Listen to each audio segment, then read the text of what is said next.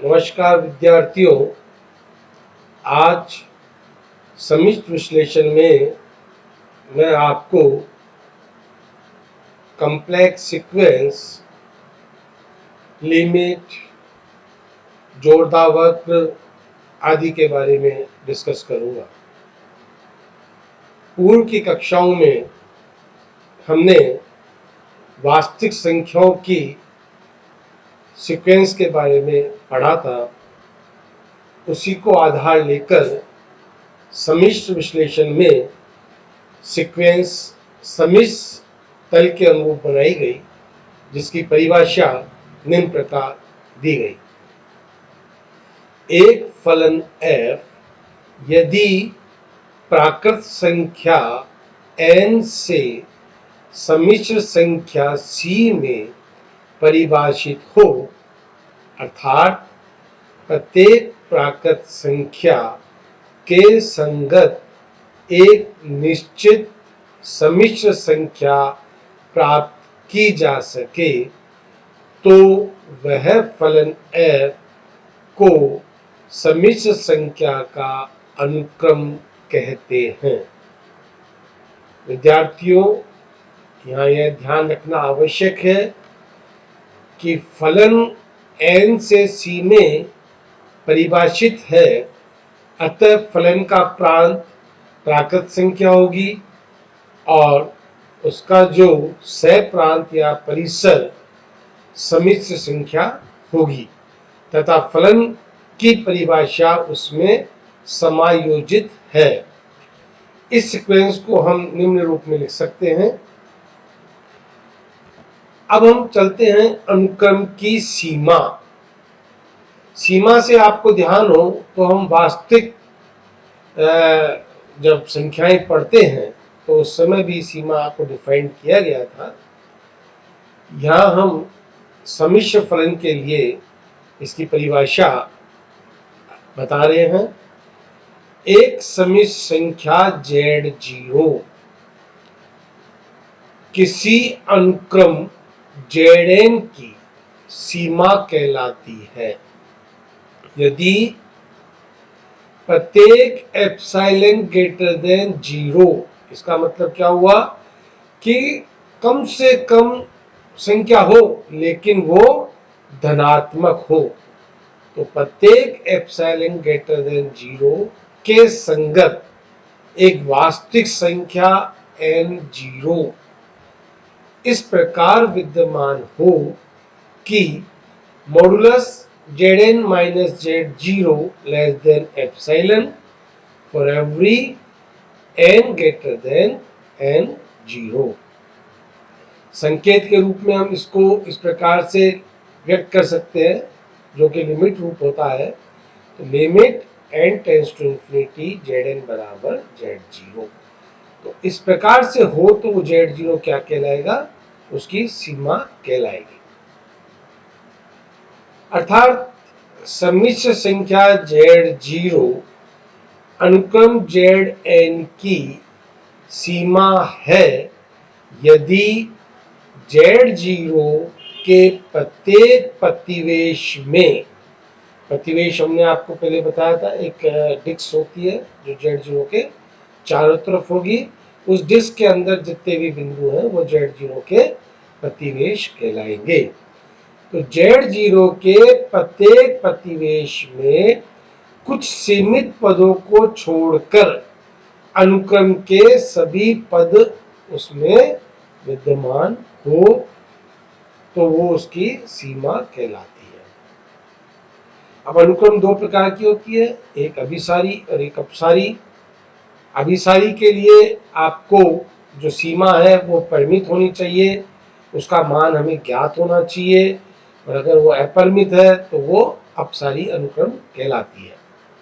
इसको परिभाषा के रूप में निम्न प्रकार से दर्शाया गया है। एक सम्मिश्र अनुक्रम Zn अभिसारी अनुक्रम कहलाती है यदि limit n tends to infinity Zn बराबर Z0 एक परिमित संख्या हो। अगर ये अपरिमित होगी तो क्या कहलाएगी अनुक्रम, अपसारी अनुक्रम होगी। तो हमें क्या करना है, अभिसारी अनुक्रम सिद्ध करने के लिए जो भी आपको सीक्वेंस दी हुई है उसमें जेडन पद आप ज्ञात करेंगे। जेडन पद ऐसा होना चाहिए जिसमें n बराबर हम 1 2 3 4 5 कुछ भी रखें तो संगत पद आ जाए। फिर उसमें हम लिमिट लगाएंगे n टेंड्स टू इन्फिनिटी। हल करने पर अगर ये परिमित आता है तो वो अनुक्रम अभिसारी अनुक्रम कहलाएगी। अब हम एक प्रमेय करते हैं। सिद्ध करो कि प्रत्येक अभिसारी अनुक्रम परिबद्ध होती है। अभिसारी अनुक्रम परिबद्ध सिद्ध करना है तो अभिसारी अनुक्रम की परिभाषा के अनुसार हम क्या कहेंगे कि अगर limit n tends to infinity Zn बराबर Z0 है तो Z0 एक परिमित संख्या है। अब अगर ये परिमित है तो बाउंडेड की भी परिभाषा ही है। बाउंडेड की परिभाषा क्या थी, कोई भी नंबर नीचे बाउंडेड होना चाहिए ऊपर बाउंडेड होना चाहिए, मतलब नीचे और ऊपर वाले नंबर के बीच में या वो नंबर भी उसमें शामिल हो तो वो संख्या बाउंडेड संख्या कहलाती थी, बाउंडेड सेट कहलाते थे। उसी प्रकार से अनुक्रम भी बाउंडेड होती है। अगर परिमित आ रहा है अनुक्रम, अभिसारी अनुक्रम परिमित दिया हुआ है, इसलिए ये स्वतः सिद्ध है। अब हम एक बालजानो व्हाइटसाइड प्रमेय के बारे में हम बात करेंगे। ये बालजानो व्हाइटसाइड प्रमेय वास्तविक संख्याओं के साथ भी थी और इसके साथ भी समिश्र संख्या के साथ भी हम इसको सिद्ध करेंगे। समिश्र समतल में प्रत्येक परिबद्ध अनंत समुच्चय का कम से कम एक सीमा बिंदु होता है। बच्चों, बालजानो व्हाइटसाइड प्रमेय का कथन भी पूछा जाता है। कुछ प्रमेय ऐसी है जिसमें कथन भी पूछे जाते हैं। कथन क्या कह रहा है ये, समिश्र समतल में प्रत्येक परिबद्ध अनंत समुच्चय का कम से कम एक सीमा बिंदु होता है। अब हम इसको प्रूव करते हैं। माना किसी समुच्चय A में अलग अलग बिंदुओं का एक समिश्र अनुक्रम Z है तथा Zn के इसका उपानुक्रम है। उपानुक्रम वही चीज है जो आप पिछली कक्षाओं में सब ग्रुप के लिए पढ़ के आए हैं। उपानुक्रम में होना चाहिए Zn के सबसेट ऑफ Zn और Zn के भी अनुक्रम होना चाहिए। अब हम जानते हैं कि यदि अनुक्रम Zn समिश्र संख्या Z0 को अभिसृत करती है तो इसका उपानुक्रम जो कि Zn के है वो भी इसको इसी बिंदु Z0 पर अभिसरित होगा तथा अभिसारी अनुक्रम की सीमा ही समुच्चय A की सीमा बिंदु होती है। यही हमें इसमें प्रूव करना था। अब हम जो अनुक्रम है उसकी परिभाषा कोशी के अनुसार देंगे, जिसको कहा गया कोशी अनुक्रम। एक समिश्र अनुक्रम Zn कोशी अनुक्रम कहलाती है यदि सवेच्छ एप्सिलॉन ग्रेटर देन 0 के संगत एक ऐसा पूर्णांक n0 एप्सिलॉन विद्यमान हो कि modulus Zm minus Zn less than epsilon for every m and n greater than n0 epsilon। अब हम इस पे एक प्रमेय करते हैं। एक समिश्र अनुक्रम Zn अभिसारी अनुक्रम होती है यदि और यह केवल यदि यह कोशी अनुक्रम भी हो। प्रूफ, क्योंकि इफ एंड ओनली पार्ट है तो दोनों पार्ट इसके प्रूव होंगे। यदि हम अभिसारी अनुक्रम माने तो हमें सिद्ध करना पड़ेगा ये कोशी अनुक्रम है, और अगर हम कोशी अनुक्रम माने तो हमें सिद्ध करना पड़ेगा ये अभिसारी अनुक्रम।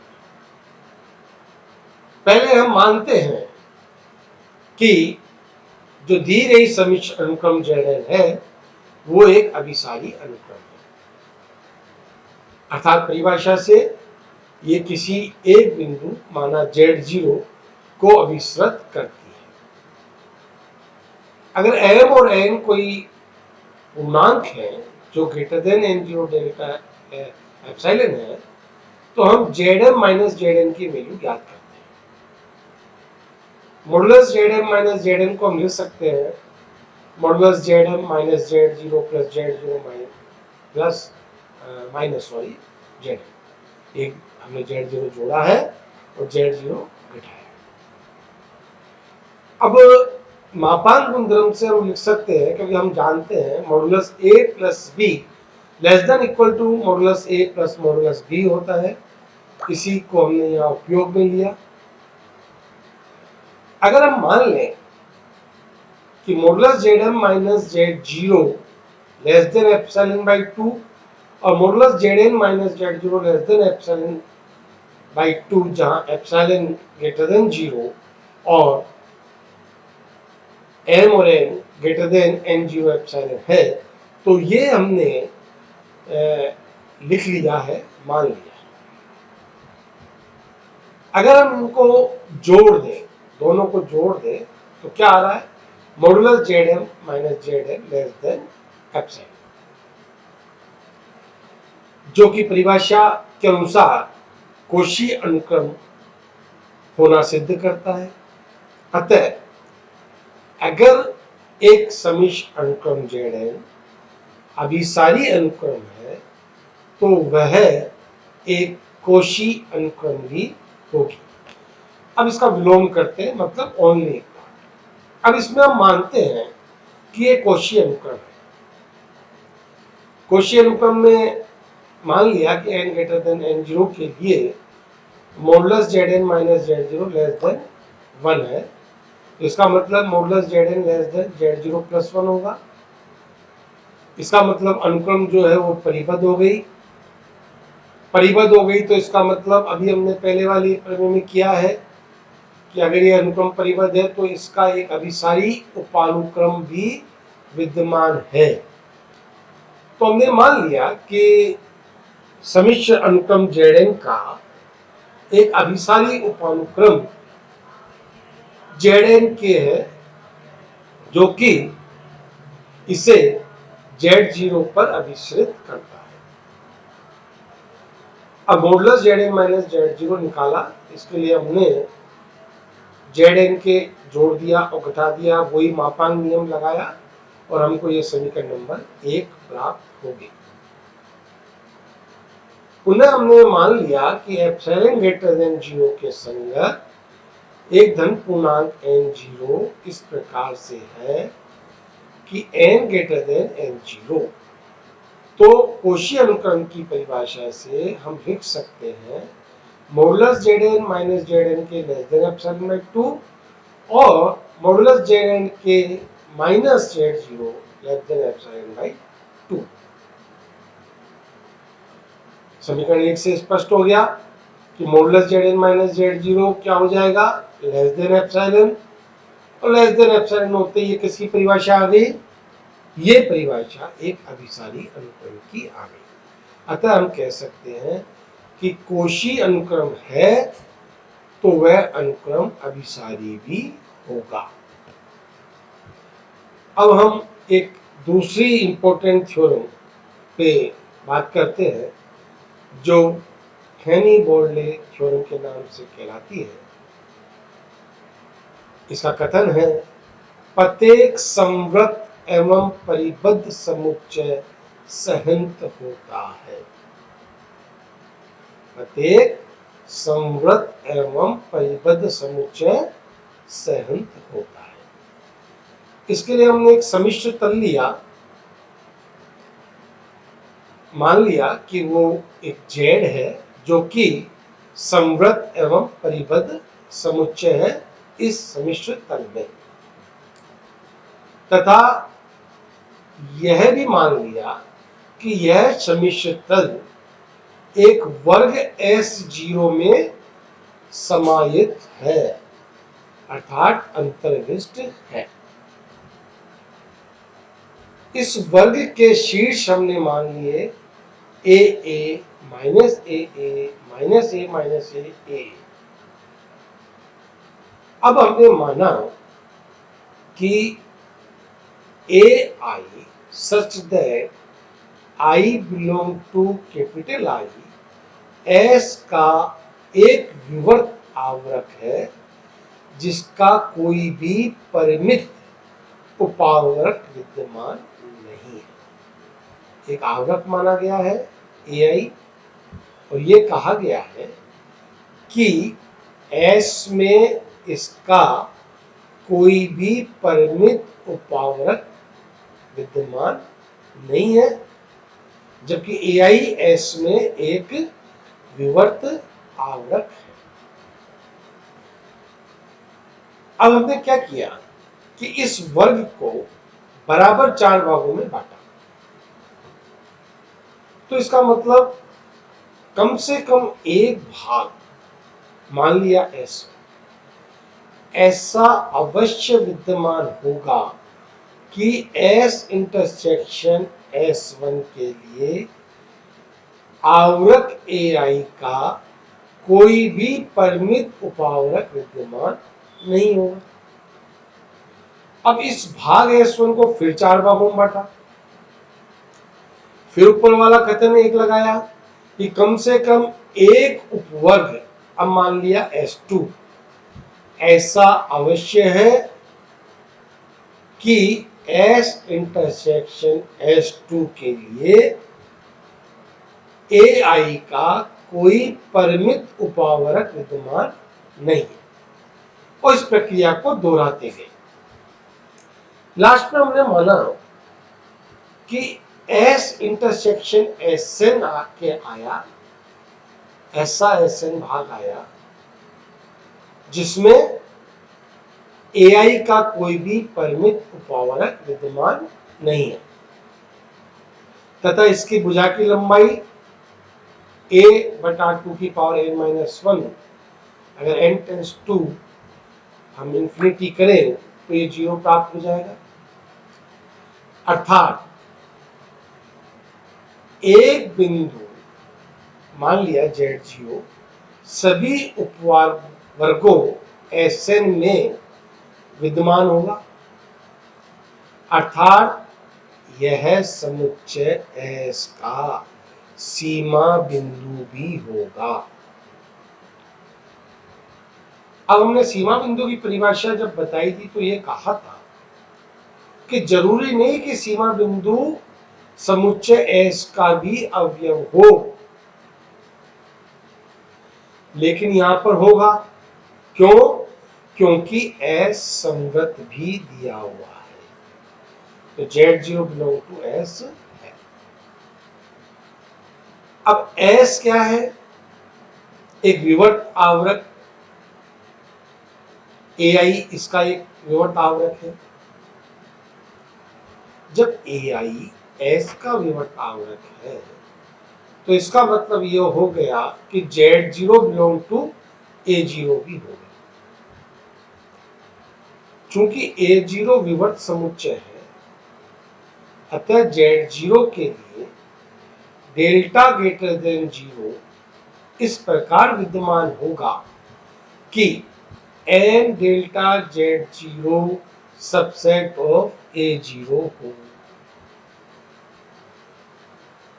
परंतु Sn subset of n delta Z0 जब n बहुत बड़ा है तो यह दर्शाता है कि S इंटरसेक्शन Sn के लिए आवर्त AI का कोई भी परिमित उपावर्त विद्यमान नहीं है। ये हमने माना है। इसका मतलब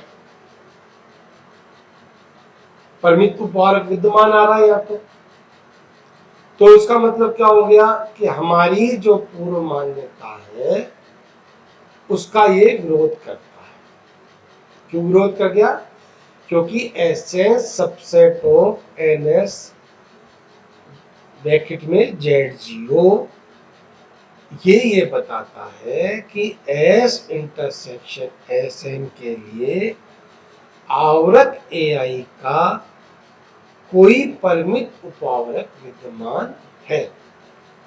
और पूर्व में हमने क्या माना था कि कोई भी परिमित उपावर्त विद्यमान नहीं है। अतः विरोधाभास आने के कारण ये प्रमेय स्वतः सिद्ध है। अब हम चलते हैं जोड़दा चाप। जोड़दा चाप पढ़ने से पहले हमको कुछ और परिभाषाएं जाननी चाहिए, जिसमें पहला है स्वतंत्र चाप। इसके लिए हमने एक फलन डिफाइन किया है, z बराबर xt प्लस आइटा yt, जहां xt और yt वास्तविक फलन है और t बंद अंतराल अल्फा बीटा में बिलोंग करता है, जबकि यह अंतराल सबसेट ऑफ R है। अगर इस प्रकार के बिंदुओं का समुच्चय किसी चाप को निरूपित करे तो वह सतत चाप कहलाता है। इसके बाद बहुल बिंदु। यदि सतत चाप के किसी बिंदु Z1 के लिए समीकरण Z1 बराबर xt plus iota yt, t के अंतराल, कौन सा अंतराल? बंद अंतराल अल्फा बीटा में एक से अधिक मानों के लिए संतुष्ट हो, तो यह बिंदु सतत चाप का बहुल बिंदु कहलाता है। अब ऐसा चाप, ऐसा सतत चाप जिसमें कोई भी बहुल बिंदु न हो, न सबके सब एकल बिंदु हो, तो वो हो जोड़दा चाप कहलाता है। इसकी परिभाषा निम्न प्रकार दे सकते हैं।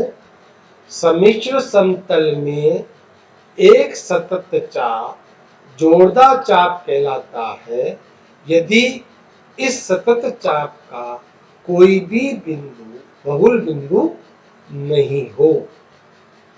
इसके बाद सरल समवर्त जोड़दा वक्र। यदि किसी सतत चाप z बराबर xt प्लस आइटा yt, जहां t बंद अंतराल अल्फा बीटा में बिलोंग है, के दोनों सिरे अगर संपाती हो जाएं, संपाती का मतलब एक दूसरे पे आ जाए, या वो स्थिति जब एक दूसरे पर हो, तो उस समय जोड़दा वक्र जो होता है वो सरल समवर्त जोड़दा वक्र कहलाता है। अब इसकी प्रमेय है। प्रमेय का प्रूफ हमारे कोर्स में नहीं है, केवल इसका कथन है। आप कथन को याद रखिए। सम्मिश्र समतल में प्रत्येक सरल बिंदु जोड़दा वक्र समतल के दो विवर्त प्रांतों में विभाजित करता है, जिनकी परिसीमा उपवक्र द्वारा निर्धारित होती है। मैं दोबारा पढ़ रहा हूं इस कथन को। सम्मिश्र समतल में प्रत्येक सरल बिंदु जोड़दार वक्र समतल को दो विवर्त प्रांतों में विभाजित करता है जिनकी परिसीमा उपवक्र द्वारा निर्धारित होती है। आज के व्याख्यान में हम इतना ही पढ़ेंगे, मनन करेंगे, चिंतन करेंगे। अगले व्याख्यान में मैं आपको अवकलनीयता के बारे में इसकी बात करूंगा, उसके बाद विश्लेषिक फलन के बारे में बात करूंगा। आप उनकी भी एक बार किताब से रीडिंग करें। आपको मैं किताब बता चुका हूँ, कोई भी टेक्स्ट बुक्स ले लीजिए जो भी आपको उचित लगे, और उन टेक्स्ट बुक के आधार पर आप थोड़ा सा अपना ज्ञान वर्जित करें और मेरे व्याख्यानों से मनन करके आप अपने हिसाब से एक अच्छा और परीक्षा के अनुसार उत्कृष्ट आपके खुद के स्वयं के नोट्स भी तैयार करें। इसी के लिए धन्यवाद। आपका दिन शुभ हो।